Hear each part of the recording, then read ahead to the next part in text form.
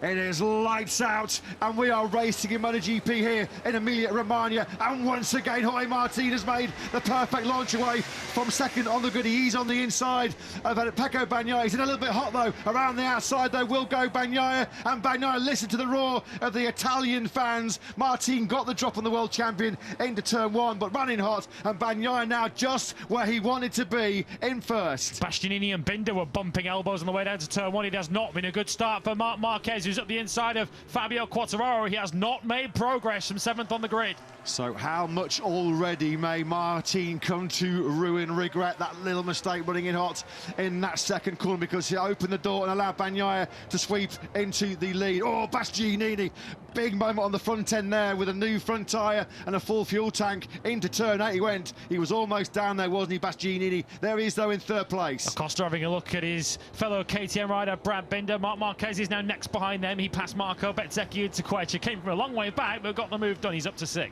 26.5 long laps to go here then for Pecco Bagnaia, but this is the outcome on the first lap he would have dreamt of when he went to bed here last night in Misano. There is Marc Marquez in at the moment, up into 6th place. He's picked off Marco Bezzecchi in that second sector on this first lap. Into 15 we go. It is Bagnaia being hotly chased here by Jorge Martin in 2nd place. It's as you were in terms of the grid positions, isn't it? Bagnaia from Martin, from Bastianini. Yeah, Binder got away quite well in 4th place, but there was almost contact between himself and Bastianini. Bastianini was very, very keen to keep that KTM behind him and make sure that he went with the top 2 as they came out of turn 1. Of course, Martin led into turn 1, but didn't lead out of it. So Bagnaia's lead is just under 0.2 of a second at the end of lap 1. Martin did feel, though, it would be easier to follow Bagnaia in the race this afternoon on that medium rear tyre and in these slightly cooler conditions. Oh, somebody's gone down. We've got a yellow flag out in the first sector. Just trying to find out. So it's Brad Binder. Yeah, Binder's name is tumbling down the leaderboard as Jorge Martin goes side by side briefly through the kink of turn 7. Thought about a move on the inside of Bagnaia. Bagnaia, though, just too good on the brakes of his factory Ducati. Bagnaia, Martin and Bastianini. In fact, Ane is the quickest rider on circuit, 1:31.497. Here comes Martin on the brakes into turn 4. He's going to run in that little bit hot, and Bagnaia just let off the brakes, cut back to the inside line. What an early battle this is shaping up, though, between the 3 GP24s. Who's got the better drive? Coming out of 6. They power through the 6-gear 7. Now hard on the brakes into turn 8, Quercia corner. It's Bagnaia that is standing firm at the front, but there was a clear statement of intent there. The move on the inside of turn 4 from Martin. On board again with Martin this time around. There's no way through. Bagnaia keeps the door well and truly shut in the Spaniard's face. They'll flick it left and now through turn 6. He was at 5 yesterday in the sprint, where Bagnaia had a big scare on the front when he clipped the inside curve. Now then, on board with Martin. He's going to go for the inside line once again. Bagnaia can't turn in. He's going to try and cut back to the tighter inside line. He certainly is. He certainly is, but he's made a mistake there trying to be aggressive and counter Martin's move. And now Martin then has hit the front. Game on. So what does Pecco Bagnaia do now? And can Jorge Martin try and take advantage of this early hesitation perhaps from Pecco Bagnaia and try and streak clear at the front? Bastianini, of course, rather hesitant and not too keen to launch too aggressive a move on his teammate from there as they battle for 2nd and 3rd. And Acosta still pretty much keeping Marc Marquez at arm's length in that battle for 4th. Bastianini now looks like he might be making a move on Pecco Bagnaia, but there's a graphic demonstration of how difficult the world champion is to outbrake. Yeah, the move that Martin made on Pecco into turn 8 was not able to be replicated by Bastianini, although he can't get that rear tyre hooked up. Can he coming out of 9 there, Bagnaia? And now, look, he's wide. He's wide. What on earth is going on here with Pecco Bagnaia? Because now Bastianini picks him off. Martin's going through Tremonto. Martin is clearing off into the distance here. A 1:31.244 was 0.3 quicker than anything we saw in Misano 2 weeks ago. This is Fabio Quartararo in 7th place. Marco Bezzecchi is immediately ahead of us, and Frankie Morbidelli right behind us. Quartararo continuing to do a fine job running against competition on motorcycles that are more competitive than the one he's on. He's doing an unreal job, isn't he? Behind Bezzecchi, in front of Morbidelli on that factory Ducati GP24. Some ride this by Quartararo. 7th would be an equal best Sunday result of the season for the Frenchman. Well then, We were all thinking after he took the lead in that second corner that Pecco Bagnaia would be the rider, as he so craved and so desired to take Ducati's 100th MotoGP success. But it's unravelled very, very quickly for the world champion, because Jorge Martin is just looking so good, so comfortable, so confident ahead of this Grand Prix. Through the final corner we go then. What will be the gap between Martin and Bastianini there in second place? Definitely closing. Over the line we go. Yeah, Bastianini finds his best lap of the Grand Prix, a 1:31.057. That was exactly 0.3 of a second clear of Martin. Mid to high 1:31s is the pace that Bagnaia's got. Just not at the races at all. Somebody's gone down. Somebody's gone down in sector 4 now. Who is that? It's going to be one of the league group. We could hear it on board, couldn't we? It's Acosta. Pedro Acosta. Second KTM out. You could hear it on board with the beast. So turn 15 then has caught out Pedro Acosta. He's gone all the way to the fence there, as the beast now is warming up to the challenge here, isn't he? He's warming up to the task of hunting down and passing Jorge Martin. Will Bastianini out of nowhere be the rider to take Ducati's 100th Grand Prix victory? Pecco Bagnaia has now slipped over 2 seconds behind the top two. 1:31.7s from Bagnaia. In fact, on that previous lap, he was slower than Marc Marquez, who's 1.3 seconds further back in 4th place. It feels like that's the gap that Bagnaia is going to have to monitor from this stage. Of course, we're still not at half race distance yet. A long way to go. Jorge Martin, we have to inform you, Martin will have the news. He's got a track limits warning. When he received that yesterday, he made the critical error that cost him his sprint victory. Let's see if Jorge Martin has learned from his error. Pedro Acosta's gone down. You'll see him flash through the back of the picture and disappearing out of Marc Marquez's way, and the KTM goes all the way to the fence. Shame that for Acosta, who was keeping Marc Marquez very much under control in 4th. It just shows what happens when you're on the absolute ragged edge, on the absolute limit, trying to race the dominant Ducatis, and sometimes you just do push over that limit. Over the line, 1:31.3's exchange between Martin and Bastianini. Pecco Bagnaia has just set the fastest lap of the Grand Prix. He's in the 1:30s out of absolutely nowhere. A 1:30.9. 4 or 5 laps ago, he did a 1:31.9. We were fearing he was going to sink into the 32s and sink behind the likes of Marquez, Bezzecchi, maybe even Quartararo. But Bagnaia has just found some serious rhythm. 1:30.9 on a 15-lap-old rear tyre. What is going on? Puzzling, but Pecco has found his groove at last, and hey, maybe did we rule him out of this Grand Prix a little too early? Depends if he can sustain this for much longer. He was 4/10 quicker than Jorge Martin and Bastianini last time round. He's now back within 3 seconds of the race lead, so he's going to have to put out some more of these laps for at least another 5 or 6 laps to bring himself into contention for the race lead. But at least he's well and truly put Marc Marquez in his place in 4th place. Marquez is doing 31.6s, which is hardly slow. He's comfortably clear of Bezzecchi. But Bagnaia so far on this lap, the gap up to Bastianini is still 2.2 seconds, which is what it was at the start of the lap. It's actually Bastianini who's now coming back at Martin so far on this lap. Here comes the beast. The beast starting to look a real threat here now, isn't he? Good drive though, Martin picked up coming out of turn 6. That's going to make sure that Bastianini is certainly not close enough to attack him on the brakes into Quercia corner. Oh, Bagnaia's got down! Pecco Bagnaia has crashed out of 3rd place. Can you believe it? Pecco Bagnaia, in his 100th MotoGP appearance, his 100th start for Ducati, and he has made another huge mistake. That's early. They just locked. The front locked on him. It was like he was crashing in the rain. That was like it was a wet race. Bagnaia goes down at turn 8, and that does feel like another monumental pendulum swing in this year's MotoGP World Championship. Can't quite believe my eyes. Bagnaia locking in the front as he grabbed the hand for the front brake going down into turn 8. And Jorge Martin, if he hangs on to this victory here, a priceless victory for Martin. He moved 29 points clear in the MotoGP World Championship with 6 rounds to go.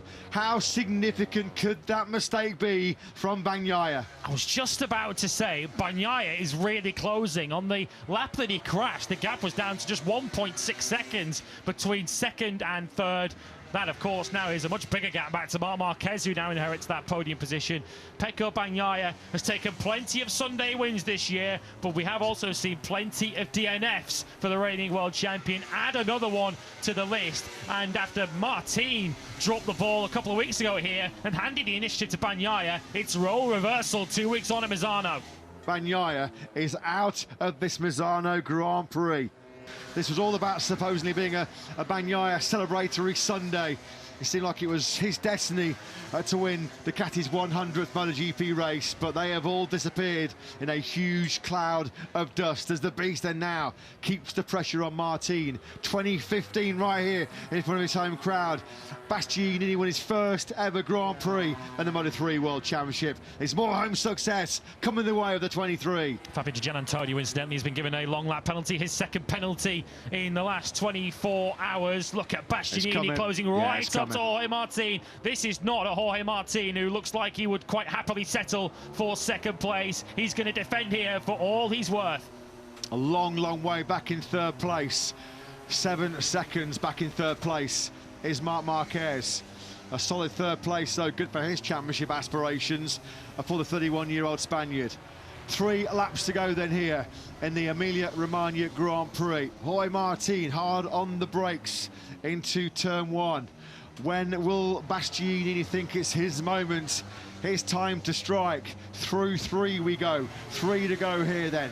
Hard on the brakes and now into the first gear, turn 4. He's not close enough. Is he now just going to get the slingshot? Try and pick up the drive out of turn 6. Slipstream Martin. Oh. Surely the move's coming now. Surely it will come. Yeah. He moves side by side with Martin. Down they go through turn 7. That was really close. He's not going to be close enough then to attack Martin on the brakes into turn 8. Yeah, it's been clear already on a previous lap. We saw it again there. Bastianini's best shot here. Looks like it's out of turn 6, down through 7 and into Quercia corner. Martin's good enough through the right-handers of turns 11, 12 and 13 to be clear into 14. We're going to only come through Quercia 2 more times. Bastianini knows that might be his best opportunity. And this could be the biggest win of Jorge Martin's career. He's had some special moments. But when you think about what happened to him here in Misano 2 weeks ago when he was absolutely crestfallen, the wrong gamble to pit for his rain bike. This is not a given, and he's a little bit wide on exit coming out of turn 14. Bastianini then just got to settle here. Keep patient. It looks like he's got the better speed. Surely he thinks that the move into turn 8 will be his best move. He's strong in sector 1.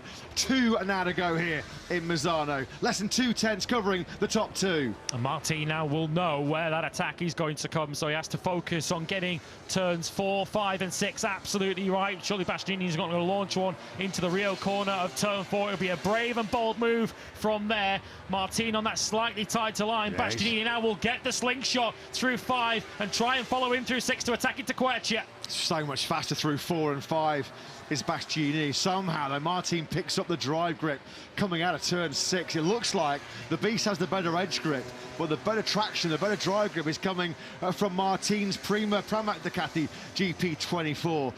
A lap and a half remaining then here in Misano. It's Martin versus Bastianini for the victory here, and it's a special one, a milestone one. It will be Ducati's 100th MotoGP success. It is down to these two.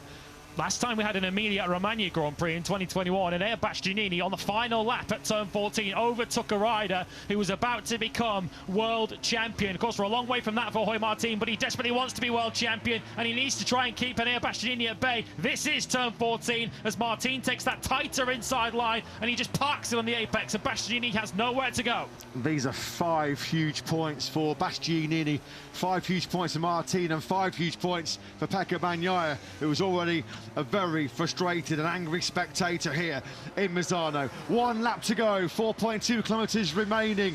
Martin versus Bastianini. It is all down there now to this last lap showdown between the two Ducatis. Who is going to take this record-breaking, history-making success for the Bologna factory? A 100th win coming. Here comes Bastianini. Now that is really close, and he runs Martin out to the paintwork. Martin sticks his hand up. Martin gets run right off the circuit. The stewards will have a very close look at that one. It was ultra aggressive, uber aggressive aggressive from Bastianini, but he now leads here in Misano. There is a big decision facing the FIM MotoGP stewards now. They might have the decision of who wins this Grand Prix. Bastianini from a long way back, he's up the inside. He runs wide himself, just about keeps it on the racetrack, but he essentially forces Martin off the road. Pecco Bagnaia wishing he was still part of this fight. So now it's all eyes on the FIM MotoGP stewards office. We have not heard the last of that one. Here comes the beast then now, comfortably clear, 1.5 seconds clear of Jorge Martin. It was going to be livid inside that helmet. We saw the reaction of the Prima Pramac Ducati team. On their feet, though, go the Italian fans. Through turn 15 goes Enea Bastianini. Is he Ducati's 100 hero as he peels out of the final corner? Enea Bastianini, the beast, wins here in the Emilia-Romagna Grand Prix. He takes the checkered flag first. He does take Ducati's 100th MotoGP success, but it comes with great controversy. A huge talking point going into that final lap, going into that turn 4. Martin got pushed right off the circuit. You can see what Jorge Martin thought of it as he crossed the line, punching the air in frustration. Martin had rolled right out of it at the end. He finished 5 seconds back. Marc Marquez takes third, Bezzecchi fourth, Morbidelli in 5th place. I do hope Jorge Martin doesn't regret backing off so much on the final lap. That's what he thinks of Bastianini's late move. If it's a long lap penalty or the equivalent of that they give Bastianini, Martin backed off so much on the final lap that Enea might win anyway. This is another look then into turn 4. Martin putting his leg out and tries to tip it in. Bastianini was fairly up alongside, but would Enea Bastianini have made up? Bastianini goes off himself. He goes onto the blue curbing, and I think that might inform the decision. Bastianini didn't make the corner himself. Wow. Wow, so many talking points in that Grand Prix. This was the aggressive move on the inside by... And there was contact. And he goes wide. There was contact, and he's off the circuit himself. And so this is Martin coming across the line, absolutely raging at the loss of a victory, the loss of 5 World Championship points. So the FIM MotoGP stewards will be watching the screens like a hawk. They have got a big decision to make. Congratulations to Ducati, whoever's won this Grand Prix. Ducati are the Constructors' Champions.